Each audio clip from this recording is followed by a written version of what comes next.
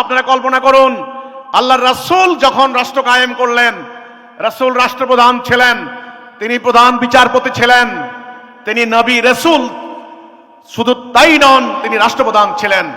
তিনি যখন রাষ্ট্র কায়েম করলেন, সেখানে আপনারা দেখুন কি হয়েছে। কোনো পুলিশ বাহিনী ছিল না ধরে আনার মতো। কালে ভদ্রে দু একটা অপরাধ হলে অপরাধীরা স্বেচ্ছায় এসে আদালতে বলতো যে আমরা অন্যায় করেছি, আমাদের শাস্তি দিন, আমাদের শাস্তি দিন।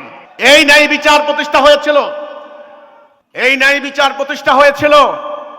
কাজেই নিরাপত্তা নিশ্চিত করে ইসলাম, সেই ইসলামের কথা আমরা বলছি। আমাদের প্রস্তাবিত উত্থাপিত এই ব্যবস্থা যদি কায়েম হয়, এই বিশ্বের বুকে, সমাজে যে ন্যায় বিচার সুবিচার কায়েম হবে, সেটা হবে নজিরবিহীন। সেটা পাশ্চাত্য প্রাচ্য কোথাও কেউ কায়েম করতে পারে নাই, পারবে না। আল্লাহর দিন আমরা কেন মানব? দুটি কারণে। প্রথম কারণ আমাদের ইমানি দায়বদ্ধতা, ইমানি বাধ্যবাধকতা।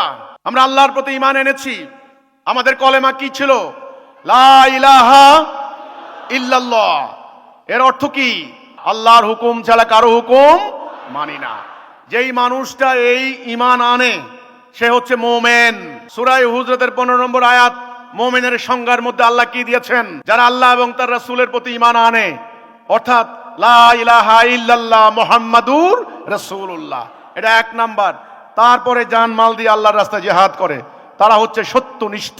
উলাইকা হুমুস সাদিকুন। মধ্যখানে আছে সুম্মা লাম ইয়ারতাবু, এতে কোনো সন্দেহ করে না।